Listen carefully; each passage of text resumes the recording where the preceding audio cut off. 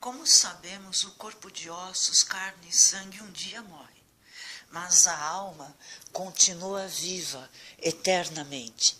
Animada pelo Espírito, se for uma alma justa, não conhecerá a corrupção da carne apodrecendo no túmulo, porque seu espírito iluminado, num piscar de olhos, a moverá do corpo morto.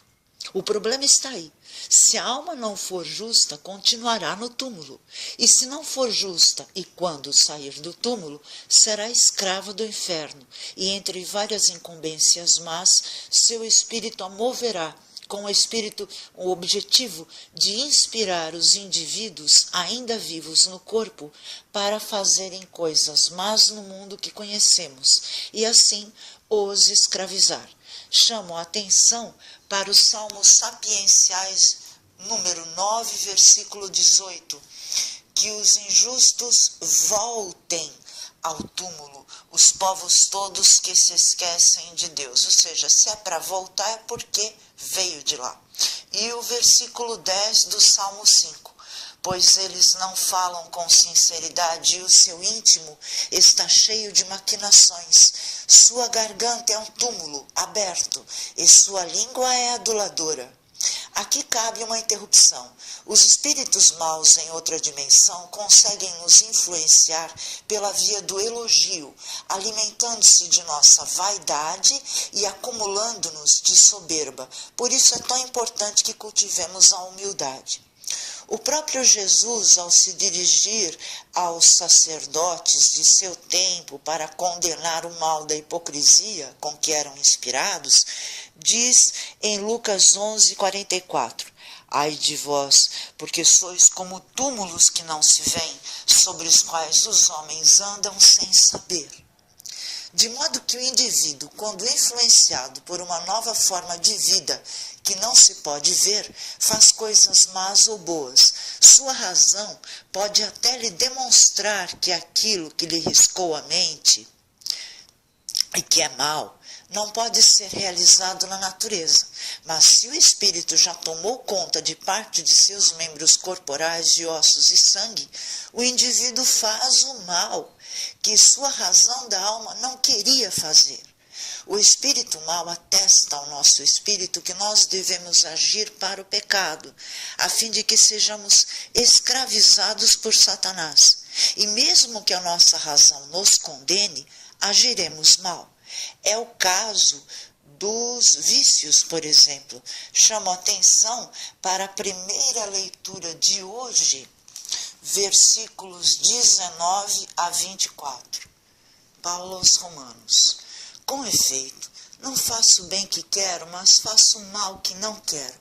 Ora, se faço aquilo que não quero, então já não sou eu que estou agindo, mas o pecado que habita em mim. Portanto, descubro em mim esta lei. Quando quero fazer o bem, é o mal que se me apresenta. Como homem interior, ponho toda a minha satisfação na lei de Deus.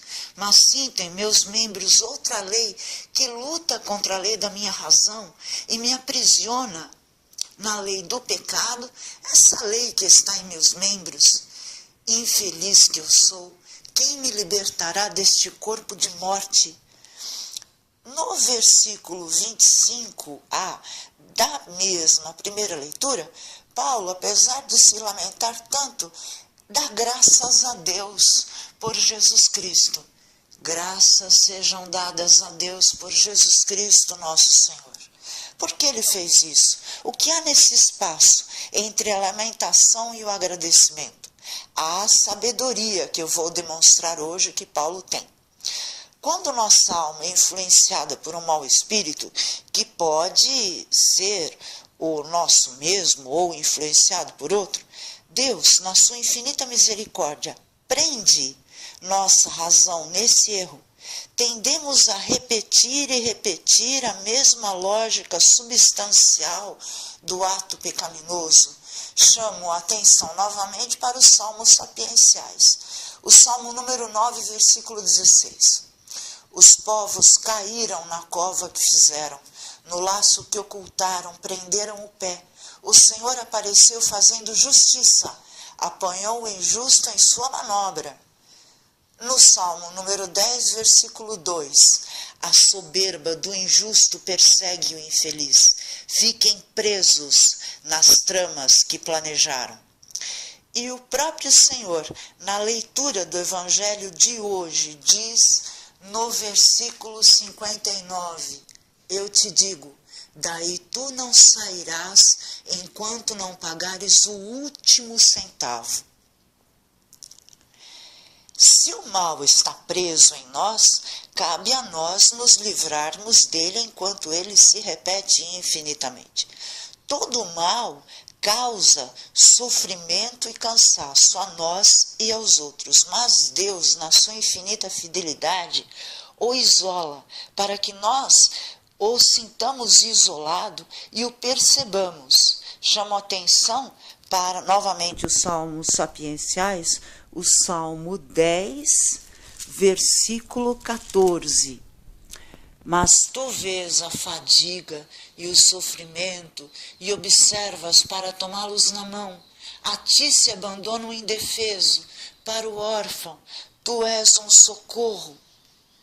É nesse momento em que nós procuramos um terapeuta neste nosso século, ou remédios, e isso é útil, pois é a ciência de Deus agindo no mal isolado por Deus.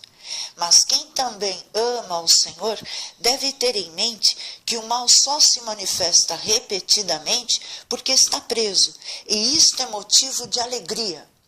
Isolado, ele é atacado pela consciência de Deus. Realmente, o espírito mau sente dor e é queimado. E esse fogo do qual participamos pelo sofrimento é o sentido da linguagem cheia de símbolos malévolos que nossa alma foi obrigada a operar. O sentido são as flechas inflamadas de Deus. Chamo a atenção para o versículo 12 do Salmo 7. Deus é um justo juiz. Deus ameaça cada dia. Se não se convertem, ele afia a espada é a palavra de Deus, cortante para o espírito. Ele afia a espada, estica o arco e aponta, prepara suas armas que matam, aponta suas flechas de fogo. Se isolarmos nossos erros que já estão isolados por Deus, ou seja, se nós o percebemos e ficarmos em silêncio, pedindo perdão por ele e orarmos, o mal queima e se esvai. Por isso Paulo agradeceu ao Senhor no versículo 25a, graças sejam dadas a Deus por Jesus Cristo nosso Senhor.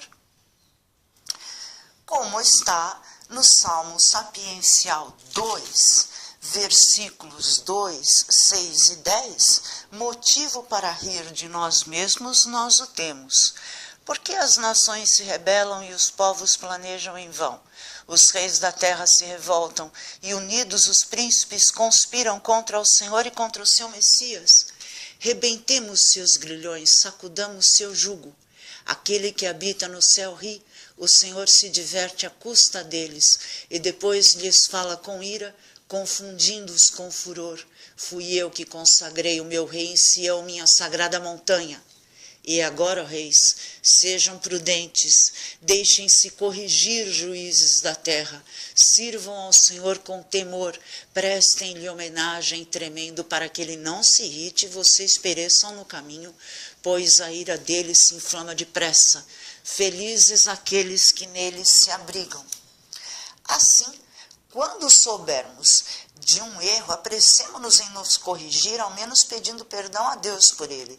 Chamo a atenção para os versículos 56 a 58 do Evangelho de hoje. Hipócritas, vós sabeis interpretar o aspecto da terra e do céu. Como é que não sabeis interpretar o tempo presente? Por que não julgais por vós mesmos o que é justo?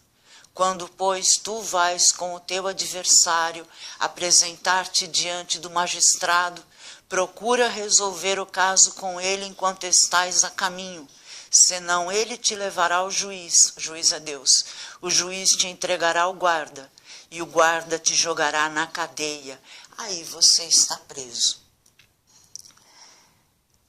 Então, o que é que nós precisamos fazer? ter bom senso, retidão, sabedoria e fé nos santos mandamentos de Deus, porque Deus é bom e realiza somente o bem. Na véspera de sua paixão, Jesus tomou o pão e disse: este é o meu corpo. Do mesmo modo, ao fim da ceia, ele disse: este é o cálice do meu sangue. Senhor, salvai-me.